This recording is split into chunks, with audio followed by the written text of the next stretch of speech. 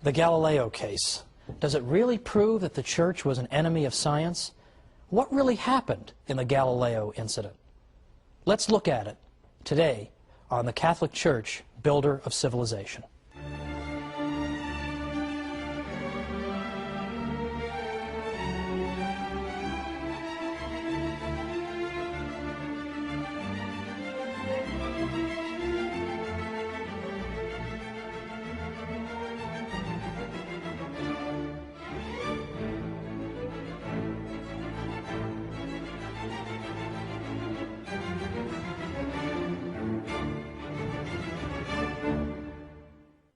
Welcome to the Catholic Church, Builder of Civilization. I'm Thomas Woods.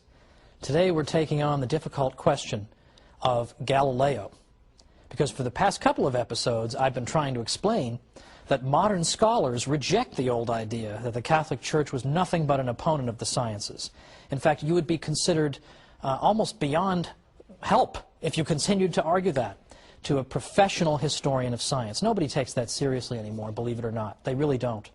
However, the Galileo case still occupies such a prominent place in the popular mind that it's, I think, perhaps the greatest obstacle in our paths to trying to persuade people that, in fact, the Church has not consistently been an opponent of the sciences or any such thing. So I think it's important to go into this Galileo case in a little more detail than we usually get. And I will say up front, as I said last time, that I'm not here to suggest that every course of action pursued by important churchmen, and even in this case a pope, was wise or prudent. In fact, I think it has damaged the Church's reputation tremendously. At the same time, though, in all fairness, I think it's only fair that both sides receive a fair hearing. And typically that's not what happens. What happens is Galileo is portrayed as the great hero who was irrationally put upon by ignoramuses from the Catholic Church. Well, it's time to at least hear both sides. Now, John Henry Cardinal Newman was the great 19th century convert from Anglicanism. A great many of you, I'm sure, have heard of Cardinal Newman. And he was a great historian in his own right. And he used to say that the Galileo case was, quote, the one stock argument against the Church with regard to the Church's relationship to science. Because he said, in effect, that this is the only argument people typically have. And that if you say to them, what if for the sake of argument I granted you the Galileo case? Do you have anything else? What else have you got? Again, most of the time people will just kind of stand there, stare at you blankly, or run away, because that is all they have. So even if you were to grant the Galileo case, Cardinal Newman says this is the one stock argument that's always brought out. But people unjustly extrapolate from this one incident and then draw general conclusions about the Church and science. It's unjust. Well, what we're going to start with is a gentleman who lived before Galileo, who was a 16th century figure. Copernicus, Nicholas Copernicus, was a Polish astronomer.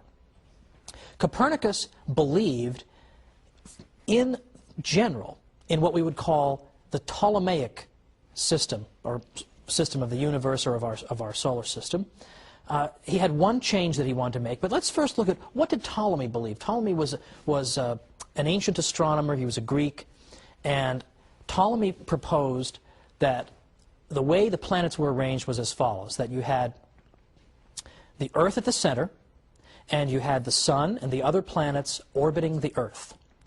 And according to the Ptolemaic system, or sometimes called the Ptolemaic Aristotelian system, the planets orbited the Earth in perfect circles, and they orbited the Earth at a perfectly constant speed. It was also suggested in this model that the various heavenly bodies, including the other planets and the moon, were perfect spheres. Now, Copernicus took all this, just about all this, as we'll see, for granted. What he suggested, however, was that what we should do is switch a couple of these things. We should put the Sun at the center and have the Earth simply be one of the planets orbiting the Sun. But he kept everything else. He kept the perfect spheres. He kept the perfectly circular orbits and the constant speed. He kept all that. He simply said, let's put the Sun at the center. This became known as the so-called heliocentric system. The system that put the Earth at the center is known as the geocentric system. Now, this is not a ridiculous system, by the way, the pre-Copernican one. The idea that the Earth is at the center and everything's orbiting it Let's just say, first of all, that that's not a ridiculous conclusion. It does seem to comport with common sense. We don't feel like we're moving, right? People standing on Earth, we don't feel like we're moving. And in fact, we speak of the sun rising and the sun setting. We speak in this way. So it's not a ridiculous position. And as I'll show later on in our episode today, there were actually some excellent scientific arguments in favor of the idea that in fact the Earth was motionless and it was the sun that was orbiting the Earth. So we'll put that to one side. And we'll also note that this system actually worked very well for observing planetary motion. It actually worked pretty well. It wouldn't have lasted for over 2,000 years or 1,500 years anyway if it didn't sort of work. It does sort of work. Now, the system that Ptolemy proposed wound up getting a little more complicated over the years in order to make his system correspond to what was being seen in the sky. So it is true, he had to add things called deferents and epicycles, but roughly this was his system. The Earth at the center, the planets going in constant speeds and circular orbits, and with perfect spheres. So this is the system that Copernicus is going to overturn slightly. Copernicus puts the sun at the center. Now, Copernicus died in 1543, and he, in fact, as he was practically on his deathbed, he got to see, he had just published his work at the urging, in fact, of cardinals. Catholic cardinals urged him to publish his work. And he dedicated his famous book to Pope Paul III when it was published in 1543. He was afraid primarily of ridicule not by theologians, but by astronomers who had very good arguments against the idea that the Earth was in motion. As I say, we'll get to those later. But the Copernican system shared much in common with Ptolemy. It just switched the Earth and the sun. But it was subject to no formal Catholic censure until the Galileo case in the next century. His system, his so-called heliocentric system, was taught as a legitimate theory at Jesuit universities throughout the 16th century. Nobody got in trouble for this, and so on and so forth. It was just fine. It was treated as a theory. Now, in the 17th century, early 17th century, Galileo comes along. Now, Galileo was responsible for discoveries in physics and other areas, but we're focusing on what he saw in his telescope. Because although he didn't invent the telescope, he put it to important use. Because when Galileo looked in that telescope, he was able to see things that undermined aspects of Ptolemy's system. For instance, Galileo noted that clearly there are craters in the moon. I mean, the moon is not a perfect sphere, so that spherical thing is wrong. He noted that there were moons orbiting Jupiter. This contradicts Ptolemy because here we have something orbiting something other than the Earth. These moons are orbiting Jupiter. But more than that, as Jupiter is moving in its orbit, its moons are staying with it. One of the arguments against the idea that the Earth could be moving was that if the Earth moved, it would leave the moon behind. But here's Jupiter moving, and its moons are orbiting with it. And he observed other things through his telescope as well. These things could not be reconciled with the model of Ptolemy, in which everything orbits the Earth, and so on and so forth. Now, Galileo and his work were in fact welcomed and celebrated by prominent churchmen. For instance, in late 1610, Father Christopher Clavius wrote to tell Galileo that his fellow Jesuit astronomers had confirmed the discoveries that Galileo had made through his telescope. Galileo was greeted with enthusiasm in Rome in 1611. There was a day of lectures given in his honor. He wrote, "I have been received and shown favor by many illustrious cardinals, prelates, and princes of this city." He enjoyed a long audience with Pope Paul V and enjoyed a day of activities in his honor at the Jesuits' Roman College. In 1612, for the first time in print, Galileo said that he favored the Copernican system, at least the part about the sun being in the center. He believed in the heliocentric system. Well, this did not get him in trouble. In fact, in this particular writing, one of the many enthusiastic letters of congratulation he got came from the future Pope Urban VIII, who in fact was the Pope who, as we'll see, later got Galileo in some trouble. But in 1612, there was no trouble at all with what Galileo said, and yet it's the same thing. So what's going on here? Well, again, the Church is arguing that the Copernican model is okay as a theoretical model, but it hasn't yet been proven to be the literal truth. The literal truth. He believed that the sun really was in the center. It wasn't just an elegant model. The sun really belonged in the center. That really was it. The earth really was moving. But as I say, he couldn't really prove this.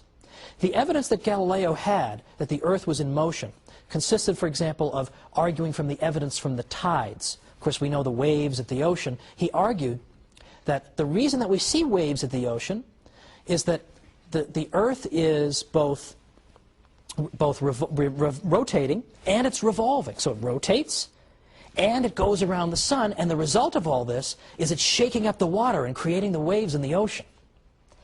Well, if that sounds like a silly explanation, that's because it is. So people didn't necessarily buy that. But meanwhile, Galileo was walking around claiming that all biblical verses that make it sound as if the earth is motionless need to be reinterpreted. This was the problem. Can a layman just run around demanding the reinterpretation of biblical verses on the basis of a scientific theory that he can't even prove? And this was at a time, remember, when the Protestant Reformation was not exactly yet a distant memory. And Protestants were always hounding the Catholic Church for not giving the Bible its due and not listening to the Bible enough. So here's Galileo going around saying the Bible's got to be reinterpreted. So let's come back and try and make sense of what ended up happening to Galileo and who was right and who was wrong.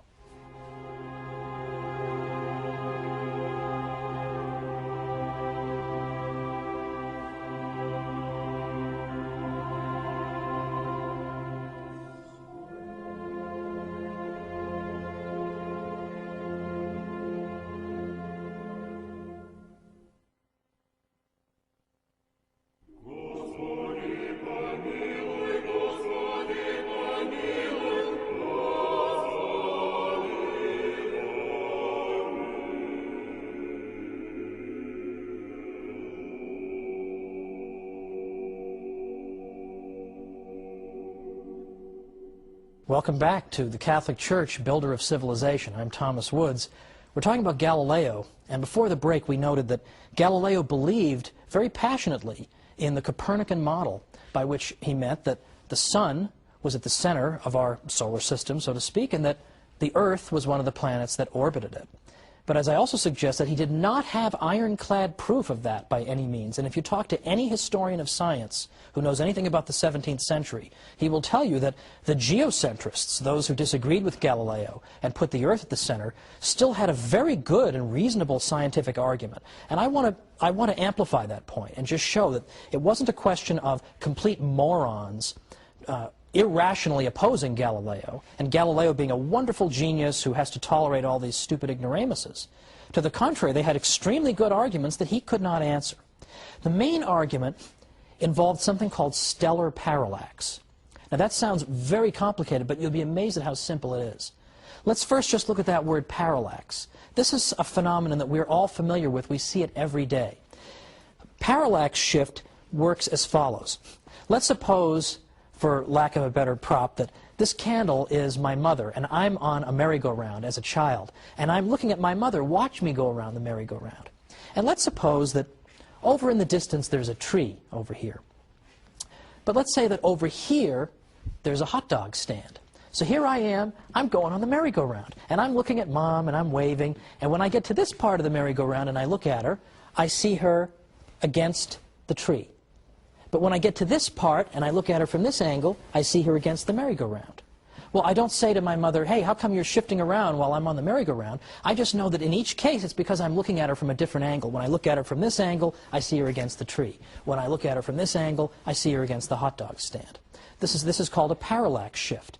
It's why if you look at a close-up object against a background, and you look at it with one eye, and then you look at it with the other eye, it seems to shift against the background. It's not because the object is actually moving, it's that you're looking at that object from a slightly different angle when you look at it from either of your eyes. Now, stellar parallax simply means a parallax shift that involves stars. And here, I'm going to refer you now to this diagram. What we see here in the diagram, you'll see on the left-hand side there are two human eyes. A little disturbing, but just work with me here. Look at the top eye in the upper left-hand corner. When that eye is looking at the object in the middle is that yellow star. From that angle, it sees the yellow star against the blue background. at the lower right of the diagram. Now let's look at the bottom eye. In the lower left corner, we see the bottom human eye. When it looks up at the object, it sees it against the red background. So the apparent shifting of that object is the parallax shift. Now let's look at our second diagram. This one is portraying outer space. And here, instead of two human eyes, we have two solid circles. The top solid circle is the Earth on, let's say, January 1st. The bottom one is 6 months later, when the Earth has gone halfway around the Sun. Now, what's going on here? Well, notice that, again, we have a closer up object and some farther away objects. In the case of my merry-go-round example, my mother was the close-up object, and the tree and the hot dog stand were farther away. Here, we have a closer-up star, and then we have stars that are farther away. Now, on January 1st, when we look at that close-up star, we see it against the background of other stars more in the distance.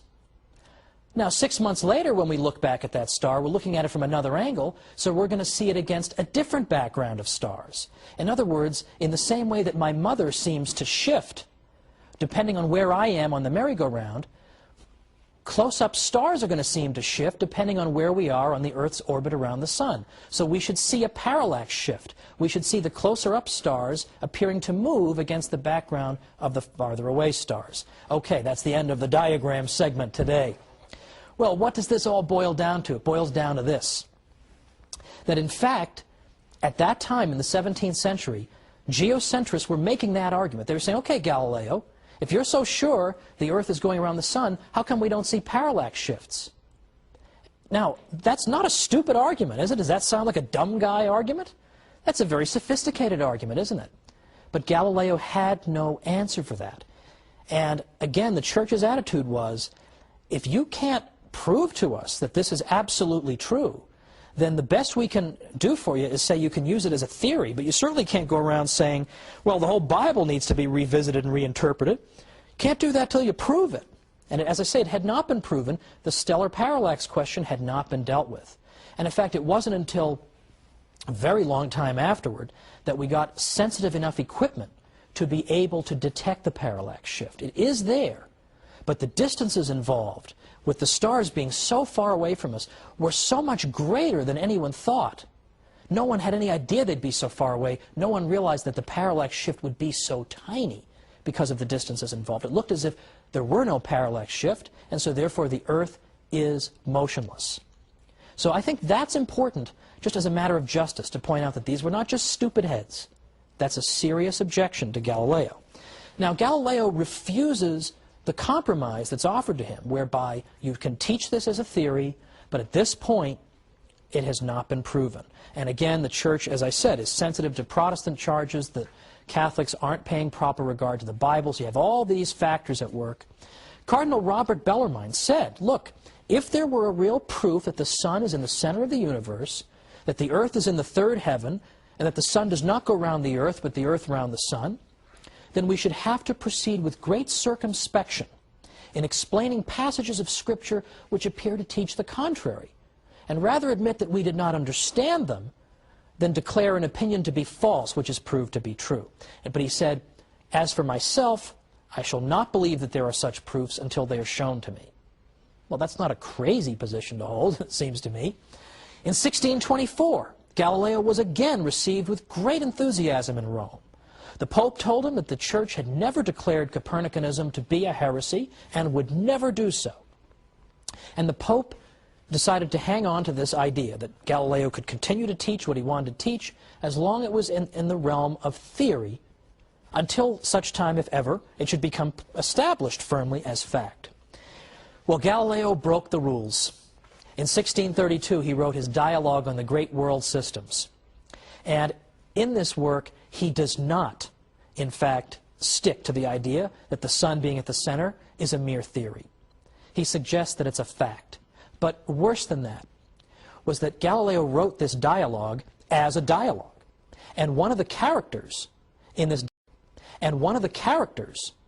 dialogue was a dunce, a dummy. And into the dummy's mouth, he put the Pope's opinions.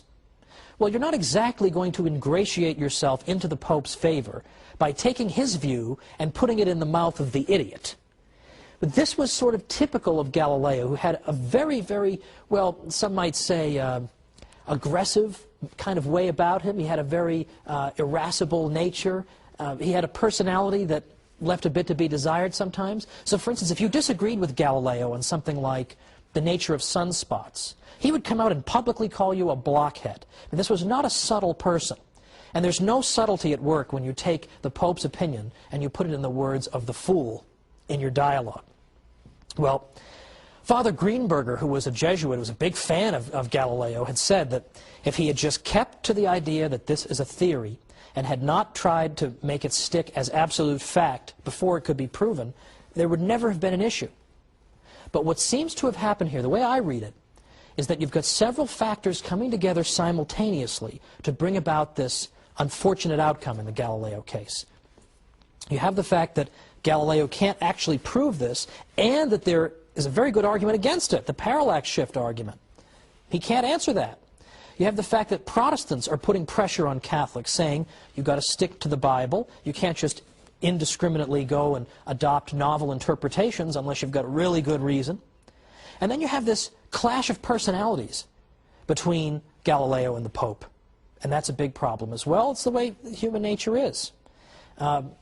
Because as we've seen, this Pope, Urban VIII, had previously praised Galileo, had had no problem with Galileo publishing the Copernican theory, and even assured him that the Church would never condemn this theory. So it can't just be that the Church refuses to allow evidence or refuses to allow science. This was all allowed. The Galileo tragedy occurred because of the convergence of all these factors. Now, that doesn't excuse what happened. Galileo was, in 1633, told that he could not publish in this area at all. Does not excuse that. But on the other hand, it helps us to understand it a little bit better, and that's important too. Now, a good many scholars have begun to argue that people at the time, at least some of them, understood that the sentence against Galileo was intended in large part personally against him. Because, for example, Father Boscovich, whom we talked about last time, the father of atomic theory, openly used the idea of a moving earth in his work. And he never got in trouble, was never hauled before any church tribunal. So, as I say, a great many people have said that it was aimed personally at Galileo. Now, having said all this, as I say, my purpose here is not to say that there was no wrong done or that this episode is something to celebrate. But at the same time, I think we can understand that what actually happened here was the fruit not of any mythical Catholic hostility to science, but merely the unfortunate convergence of a variety of factors occurring at the same time. Because what we've seen in these past few episodes is that the Church's achievements when it comes to science are legion and are substantial.